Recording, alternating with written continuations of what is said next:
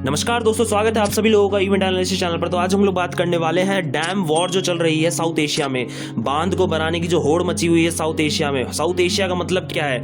India, Pakistan, China, Bangladesh, ये वाला जो रीजन है, यहाँ पे जो होड़ मची हुई है बांध को बनाने की, पानी को रोकने की जो होड़ मची हुई है, उस चीज के बारे में हम बात करेंगे। कौन कौन सी कंट्री कौन कौन से डैम बना रही है और कौन कौन सी कंट्री के डैम बनाने से किस कंट्री पे क्या इफेक्ट हो रहा है और वो किस तरीके से इन बांध को किस तरीके से यूज कर सकती है वॉर के टाइम पे एज अ वेपन। इसके बारे में हम डिस्कस करेंगे। तो सबसे पहली जो अपडेट आई थी वो सुपर डैम की आई थी। 2020 की बात है, 29 नवंबर 2020 की।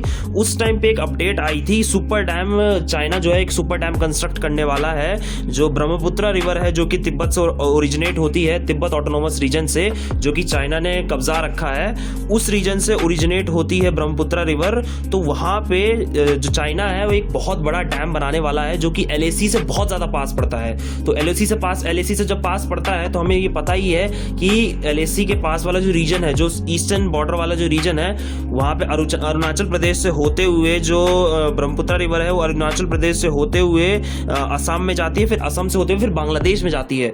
तो बांग्लादेश जो है वो सबसे लोअर बेसिन है ब्रह्मपुत्र रिवर का। तो बांग्लादेश में डेफिनेटली जो फ्लो है वो सबसे कम होगा अगर डैम ये बनेगा। तो सबसे ज्यादा इफेक्टेड जो होगा वो बांग्लादेश होगा। उसके बाद दूसरे नंबर पे जो इफेक्ट होगा वो हमारा भारत का ईस्टर्न एरिया जो है वो इफेक्ट होगा।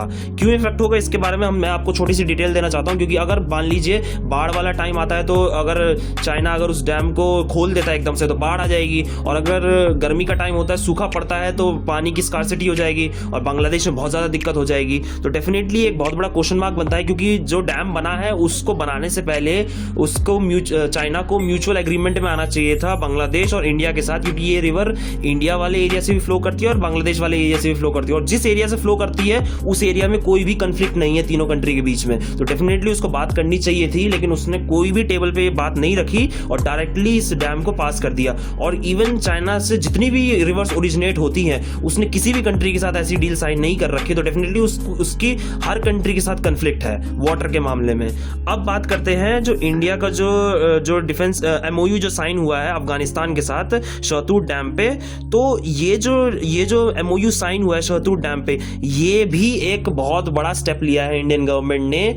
जो मतलब पाकिस्तान ने जो स्टेप लिया था, पाकिस्तान ने जो पीओके वाला जो रीजन है, पीओके में जो गिलगिट बाल्टिस्तान जो रीजन आता है, वहां पे तीसरा सबसे बड़ा डैम बनाने जा रहा था पाकिस्तान, जिसको दाइमर भाषा डैम कहते हैं। उस डैम को पिछले 50 साल से इंडिया ने बहुत ज्यादा कोशिश करके उसको रुकवा रखा था, लेकिन क्योंकि उसे फंडिंग नहीं मिल रही थी, क्योंकि कन्फ्लिक्टेड रीजन में था, तो कोई भी इंटरनेशनल ऑर्गेनाइजेशन उस जगह पे फंडिंग नहीं करेगी, भले एशियन बैंक हो या एशियन डेवलपमेंट बैंक हो या फिर वर्ल्ड बैंक हो, कोई भी फंडिंग नहीं करेगा। लेकिन अब क्योंकि चाइना का तो एक तरीके से मतलब इतना ज्यादा पड़ोसी हो गया, वो इतना ज्यादा पास आ गया चाइना के कि चाइना तुरंत फंडिंग करने के लिए रेडी हो गया। सीपैक प्रोजेक्ट के अंडर उसे डाल दिया गया उस डैम को। तो चाइना ने करीब $14 बिलियन के आसपास की फंडिंग को मान लिया है। $14 बिलियन के आसपास की फंडिंग दे रहा है वो उसे उस डैम में, और 70% शेयर जो है वो चाइनीज कंपनी का है और 30% शेयर जो है वो पाकिस्तान के कमर्शियल मिलिट्री विंग का एक पार्ट है। मतलब 30% शेयर उसका है, जिसे हम फ्रंटियर वर्क्स ऑर्गेनाइजेशन कहते हैं। तो ये एक अपडेट था। अब इसके बाद एक चीज देखते हैं कि जो इंडिया ने जो स्टेप लिया है शहतूत डैम का, ये काउंटर करने के लिए है, इन दोनों को प्रेशराइज करने के लिए है। क्योंकि अगर मान लीजिए कि अगर पाकिस्तान अगर अपना जो डैम है जो पीओके में जो बना रहा है, अगर वो एज अ वेपन यूज करता है, क्योंकि इंडियन गवर्नमेंट ने पहले ही बताया था कि ये लोग एज अ वेपन यूज कर सकते हैं, लद्दाख वाले एरिया में बाढ़ आ सकती है और डेफिनेटली जो नेचुरल हैबिटेट है वहां का इफेक्ट होगा। वो बहुत सुंदर एरिया है, वहां पे ये लोग बहुत गलत काम कर रहे हैं, इंडियन गवर्नमेंट ने बताया था। लेकिन पाकिस्तान ऑब्वियसली वो कभी सुनता थोड़ी है हमारी, तो उसने ये चीज नहीं सुनी और चाइना ने इस पे कमेंट करने से ही मना कर दिया। कमेंट उसका जो अगर ऑफिशियल स्टेटमेंट देखा जाए तो उसने बोल दिया था कि हमें इसके बारे में कुछ भी नहीं पता। हाँ, हमने सीपैक के अंडर इसे इंक्लूड किया है, लेकिन इसके बारे में हमें कुछ आइडिया नहीं है इतना। तो उन्होंने अपने उनका स्पोक्स पर्सन ने इसके बारे में कुछ नहीं बताया खास। तो ये अपडेट थी। अब इसके बाद इंडिया ने जो स्टेप लिया है, एमओयू जो साइन किया है, वो डेफिनेटली, क्योंकि वो वाली जो रिवर है, काबुल रिवर जो है, वो पाकिस्तान में भी फ्लो करती है और पाकिस्तान लोअर बेसिन में पड़ता है उस रिवर के। तो पाकिस्तान में जब फ्लो करती है तो वहां पर आते आते उसका जो फ्लो है वो घट जाता है। तो अगर डैम बन जाता है तो पाकिस्तान में भी इफेक्ट होगा इसका।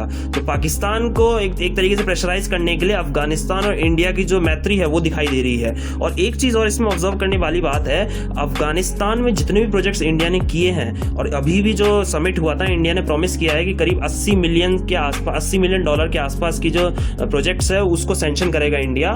तो अफगानिस्तान के अंदर जितने भी प्रोजेक्ट्स है वो इंडिया के जो प्रोजेक्ट्स हो रहे हैं, इतना ज़्यादा मतलब वो टेररिस्ट वाला ग्रुप वाला कंट्री है, टेररिस्ट ऑर्गेनाइजेशंस ऑपरेट करते हैं वहाँ पे, उसके बाद भी वहाँ पे इंडिया अपना मतलब कंट्रोल बनाया हुआ है, इंडिया ने अपनी फंडिंग्स कर रखी है। आपको एक और अपडेट देना चाहता हूँ, अफगानिस्तान में बहुत सारे लोग जो इंडियंस होते हैं, जो प्रोजेक्ट पे काम कर रहे होते हैं, वो मारे जाते हैं प्रोजेक्ट पे काम करते करते, फिर भी इंडिया सेक्रीफाइस करके वहाँ के प्रोजेक्ट को कंप्लीट करता है, नए नए प्रोजेक्ट को स्पॉन्सर करता है। तो इससे दिखाई देता है कि इंडिया कितना ज़्यादा कमिटेड है अफगानिस्तान में, क्योंकि अफगानिस्तान और इंडिया दोनों मिल करके पाकिस्तान को प्रेशराइज कर सकते हैं, और इंडिया जो है वो अफगानिस्तान को मिल करके इनडायरेक्टली चाइना को भी प्रेशराइज कर सकता है।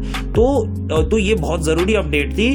तो आपको क्या लगता है इसके बारे में, ये कमेंट बॉक्स में बताइएगा, क्योंकि ये डैम वॉर जो चल रही है, इससे अगर हम सारी कंट्रीज को साइड करके एक नेचुरल हैबिटेट के नज़रिए से अगर देखें, तो इससे नेचर पे इफेक्ट डेफिनेटली पड़ रहा है। डैम वॉर में जो लगे हुए हैं सारी कंट्रीज, तो इससे नेचर पे इफेक्ट पड़ रहा है। अर्थ की रोटेशन पे हमें पता ही है, अर्थ की रोटेशन किस तरीके से इफेक्ट हो रखी है, जो चाइना में जो सबसे लार्जेस्ट डैम बना हुआ है उसकी वजह से। और अब जो जितने भी डैम बन रहे हैं उससे वाटर की स्कार्सिटी होगी अलग अलग कंट्रीज में, इससे इफेक्ट डेफिनेटली जो कॉमन पीपल हैं वो होंगे। तो आपका क्या व्यू है कमेंट बॉक्स में बताइएगा। मिलते हैं अगले एपिसोड में, तब तक के लिए स्टे अपडेटेड, लाइक करिएगा, शेयर करिएगा, सब्सक्राइब करिएगा चैनल को। मिलते हैं अगले एपिसोड में, तब तक के बाय बाय।